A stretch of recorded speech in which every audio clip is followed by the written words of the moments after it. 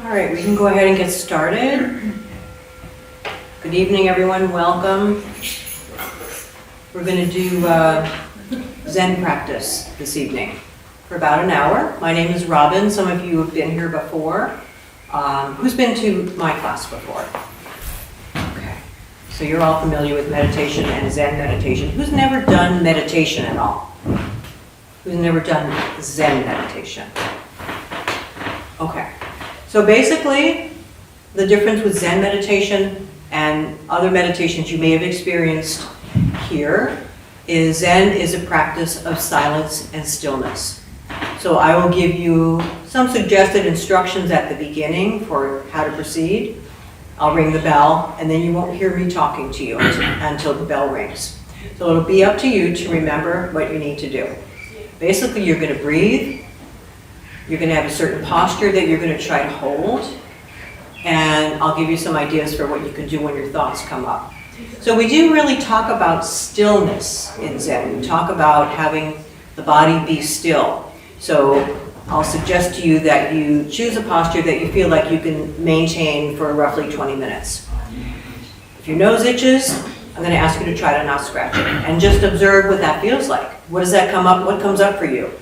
Oh, I really want to scratch it. Or, oh, the heck with her, I'm going to scratch it. Or what comes up for you? What you're going to find is what you do on your meditation seat is kind of what you do in the rest of your life. It's really not different. So why do you think it's so important that the body be still? Why do we stress it in Zen? Keep the body still, keep the body still. Who hasn't thought about that? I know some of you know. Yes? Gives you the ability to observe what you're experiencing and the whole experience as opposed to just reacting and disrupting it. Okay, great. Give you the opportunity to be fully present. Also, if your body is still, what else might possibly be still? Mind. Your mind. It might be, might not be, but you have a better chance of having a still mind if you're not wiggling all around and scratching and moving and all of that. So that's why we say that. So I've practiced meditation for more than 20 years. Most exclusively Zen meditation. I particularly like the stillness and the silence practice. That's what I know the best. I'm able to meditate with people giving me prompts, telling me to follow my breath and all that. It took a little practice when I first started coming here. I found it a little distracting. But now what I do is I just take the sounds in as part of my experience.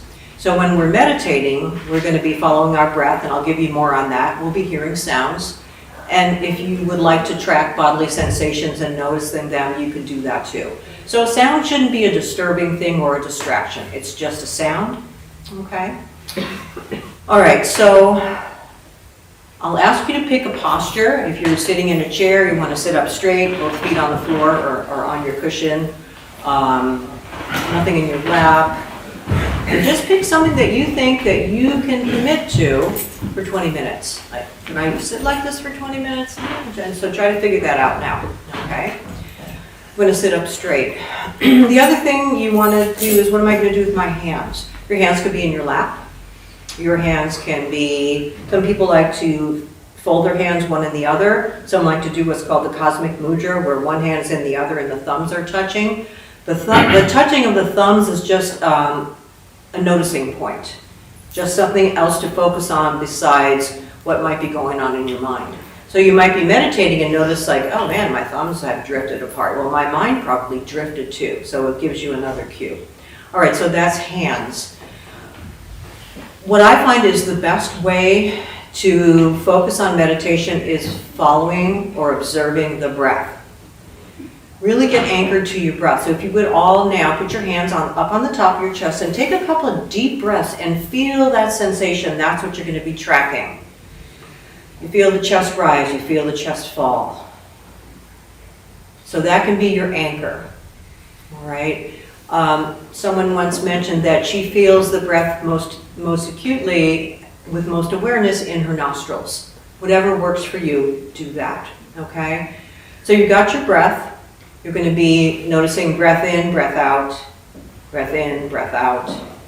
You hear a sound, you just notice the sound. Some people will also notice the hands on the lap.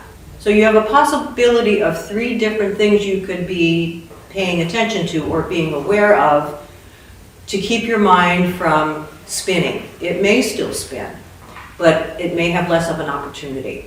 So when you start noticing thoughts, you just notice the thought, you just let it go, come back to your breath. All right, that would be the instruction on that.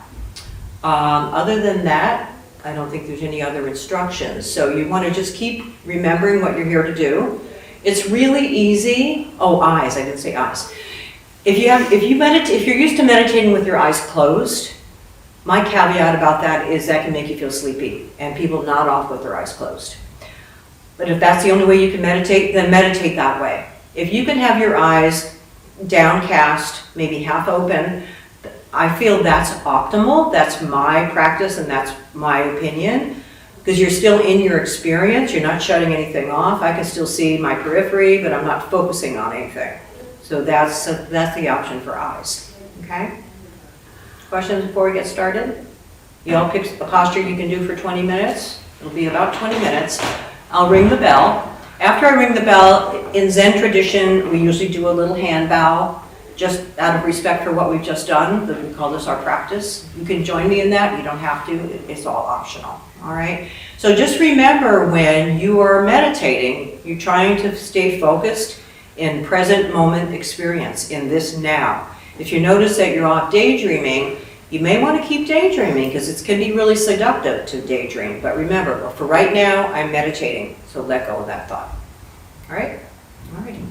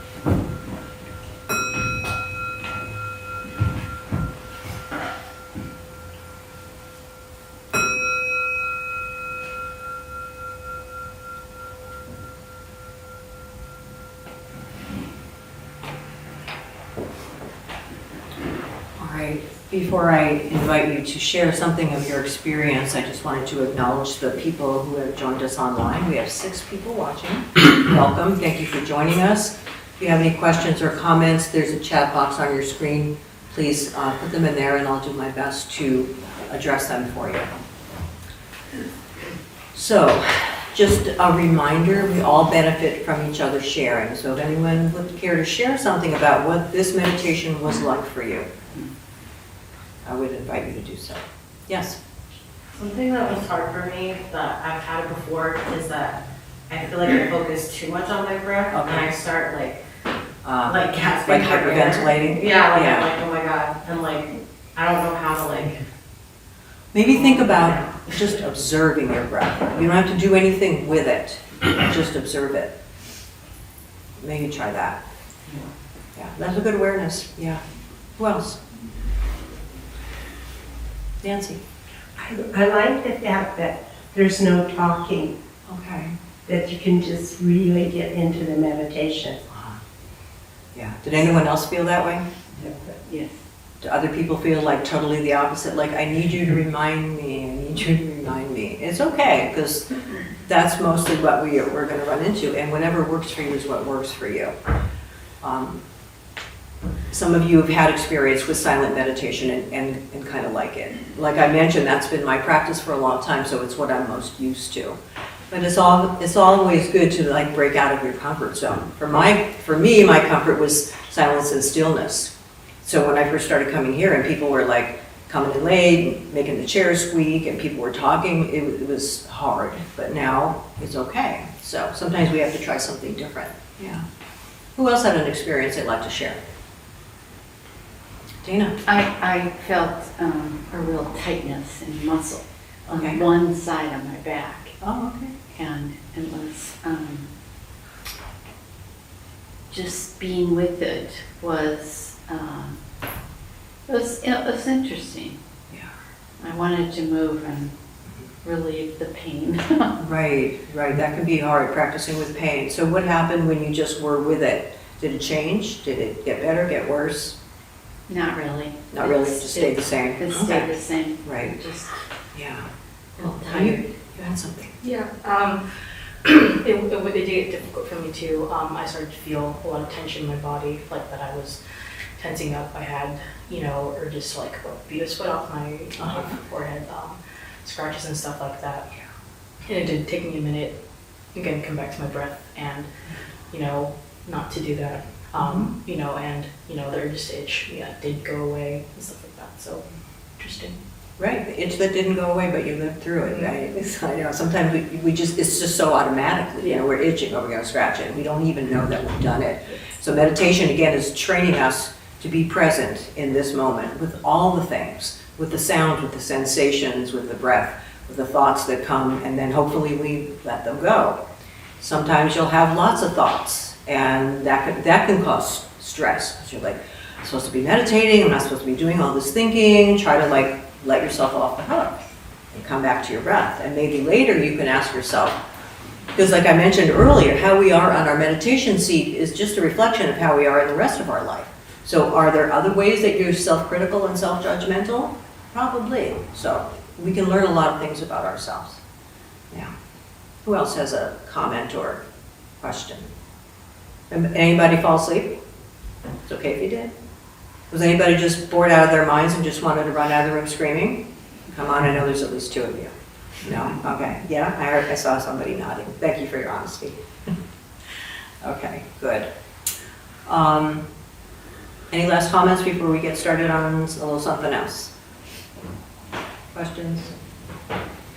Okay. So who was here last week when Mark led the meditation? Okay, so do you remember he gave you all a little homework assignment? Does anybody remember what it was, or did anybody do it? If you didn't remember, of course you didn't do it. Anybody remember? Meredith, did you do it?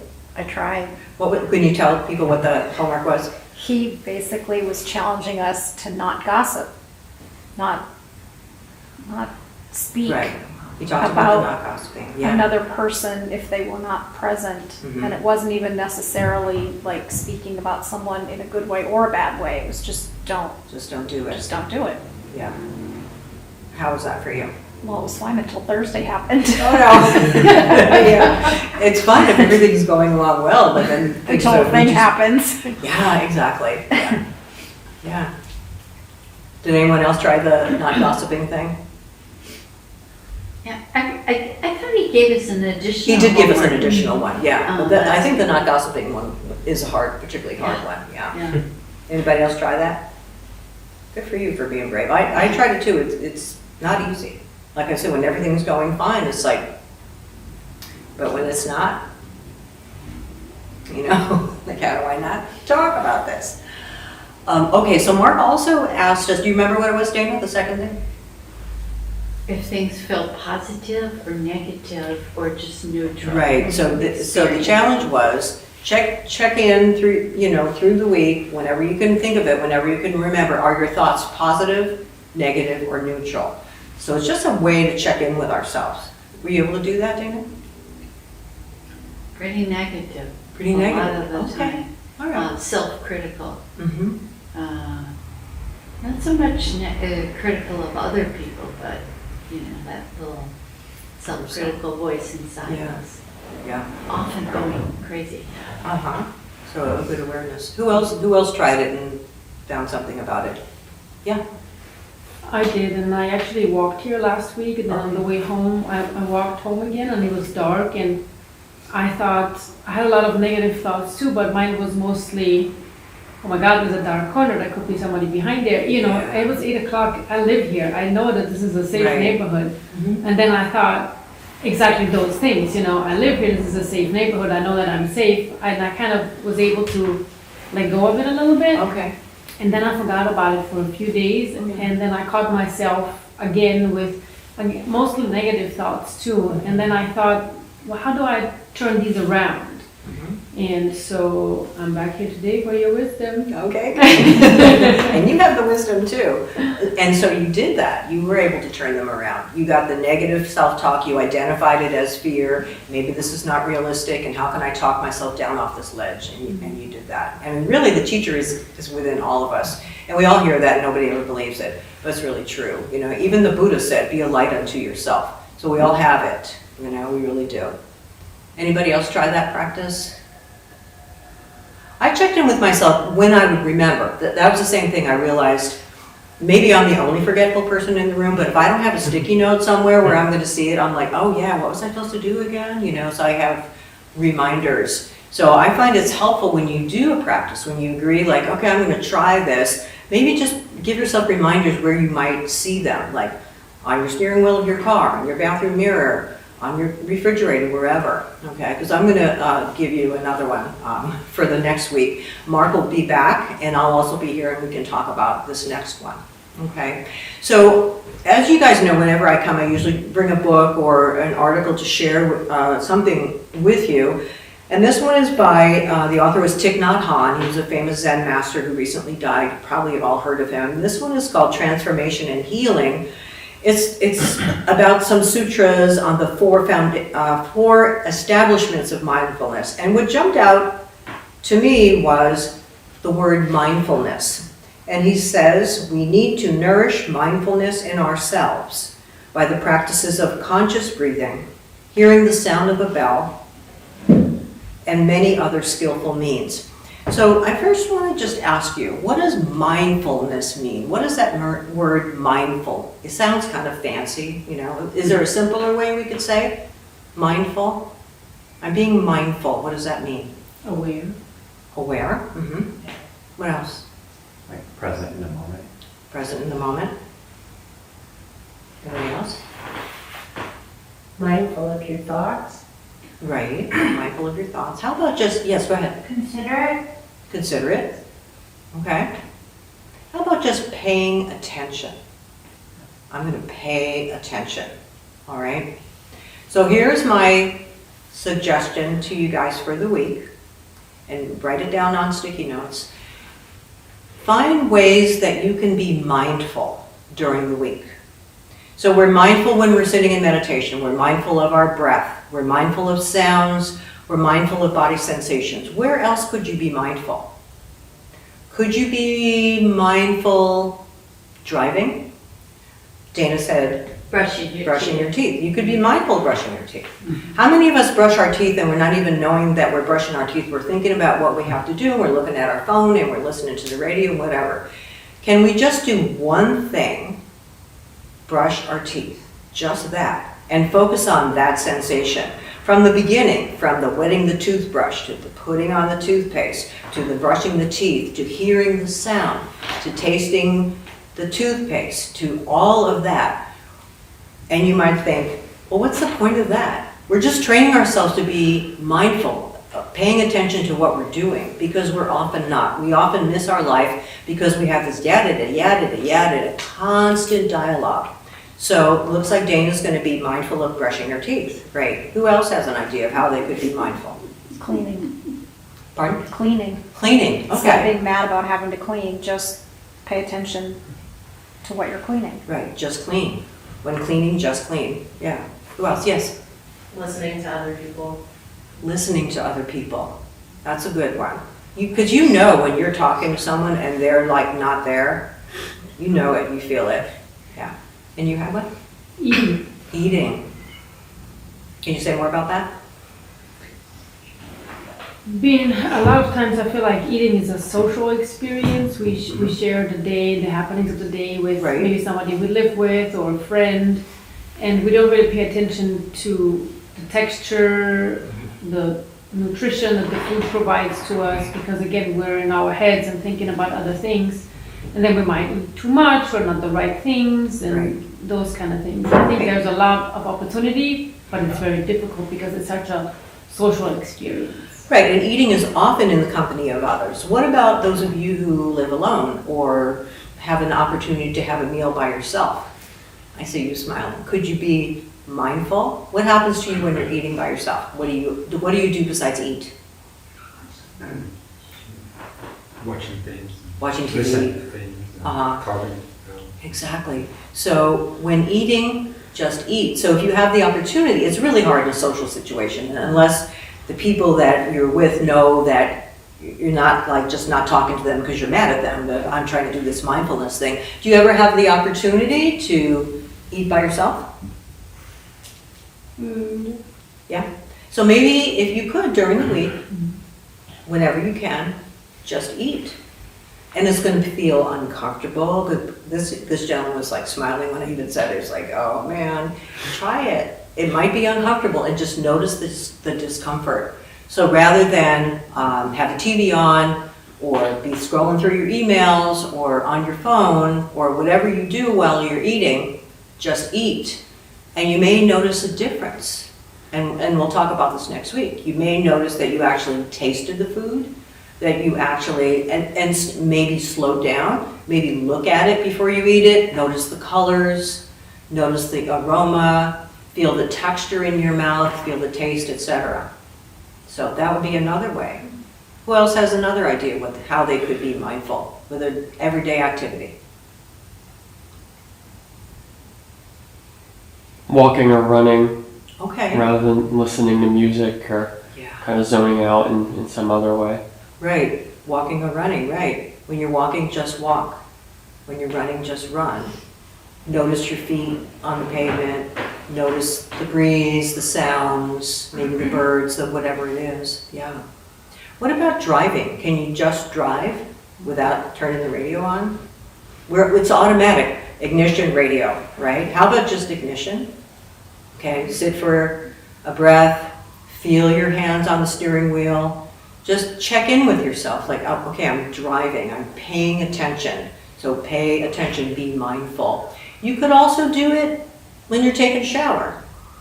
How many times have we just mindlessly taken a shower or taken a bath, not thinking about a whole bunch of stuff, everything other than what we're doing. So could we be mindful as we go to turn on the shower? Feel your hand on the handle. Hear the sound of the water. Feel the temperature. Get in the water. Feel what that feels like. The whole experience. It's going to make you slow down. It may feel just weird because you're not used to it, or maybe some of you are used to it. But check that out. And Derwin, I'm going to call on you in the back. Do you have another suggestion of a mindfulness activity? See, if I know you, I'm gonna call on you, so just so you know. I don't know, Robin, I just kind of blanked out. You kind of blanked out, that's okay. All right. So I invite you to all just check that out, and if you come back, even if you don't come back next Monday, it'll be a beneficial practice. But if you do come back, we'll probably talk about it. So think about what you might want to do. All right, this next meditation will be a little shorter one. So again, just pick your posture, how you want to sit, how you're going to hold your hands, if your eyes are going to be open or closed, what your focus is going to be, remembering that I'm not going to remind you of these things when the bell rings. The meditation will be over and so you're all on your own. Okay? All right.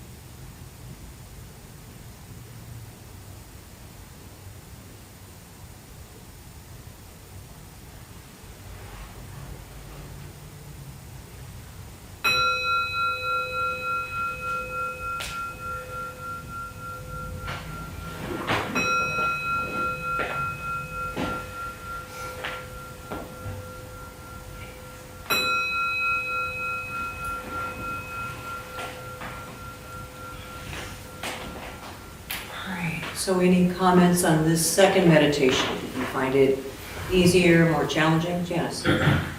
I have a condition of ringing in my ear all the time. The first go round, I didn't notice it at all, Uh-huh. and this time I couldn't not hear it. Yeah. I don't know what that is or means or anything, but So what were you able to do with that ringing in your ear? Did you just like let it just be a sound? just let it be, because Okay. there's nothing you can do about it. Right, so it just became a sound that only you heard. Okay. I don't know why I didn't pay Yeah. attention to it the Great. first time. And sometimes we don't know why things happen. We just observe them. Yeah. And the first time when you rang the bell, I jumped. You jumped, okay. I noticed when I ring the bell at the end and people jump, they were probably dozing off or zoning out, so, just notice that about yourself, yeah. Did anyone find the second meditation a little bit easier? I mean, you went into it knowing it was going to be shorter. Was that helpful? Yeah. Yeah? No. Anybody find it more difficult because like you're ready to go now and when is this going to be over? And it's okay to admit that. You just notice that about yourself, okay? If you happen to like the silent stillness meditation that we do here on Mondays, we also do that on weekday mornings at 8 o'clock and 12 o'clock. You just come in here and there's just a person ringing the bell, and it might just be a couple of people. They ring the bell, they don't give you any instructions or prompting. They ring the bell when it's over. You can sit for a half an hour or an hour. It's nice. Also, the first Saturday of every month, which is coming up, there's going to be it's called a half day of silence. It's actually 4 hours of meditation. Well, it is 4 hours of meditation. It's 3 hours of seated meditation, some walking meditation. Half an hour of walking is in the neighborhood, and a half an hour of cleaning. So it's a way to deepen your practice. If you try it and you feel like you can't stay for the whole time, no one's going to arrest you at the door because you're leaving early. You just go quietly, okay? But just wanted to invite you to those things. All right, so one last thing. Let's join palms for a transfer of merit. May the benefit of this practice be extended and shared to all beings in all directions. May all beings be happy. May all beings be free from suffering. May any merit gained from this practice be transferred to those who need it most. And then before you all head out, Vicki is our host in the back, and she's got a few announcements. Hi, I'm Vicki. I'm tonight's host. We opened the Dharma Bum Temple 17 years ago to introduce Buddhist practice to those who show up. Those who lead are not nuns, monks, gurus, masters, or teachers. And they're not looking for students. They are simply practitioners sharing their interpretation of the practice. Every night we have different classes led by different people from different various Buddhist traditions. We have a recovery sangha that meets several times a week for anybody with addiction. And our food redistribution program is every Thursday at 4:30 p.m. We have classes and programs every night or every day, and everything we offer here is free. The full schedule is on our website and also posted in the entryway above the shoe rack. We have a lending library. If you see a book you like, please feel free to borrow it and bring it back when you're finished. And if we could have you straighten your seat or cushion before you head out. And hope to see you all again. Thank you. Thank you all for coming and sharing your practice.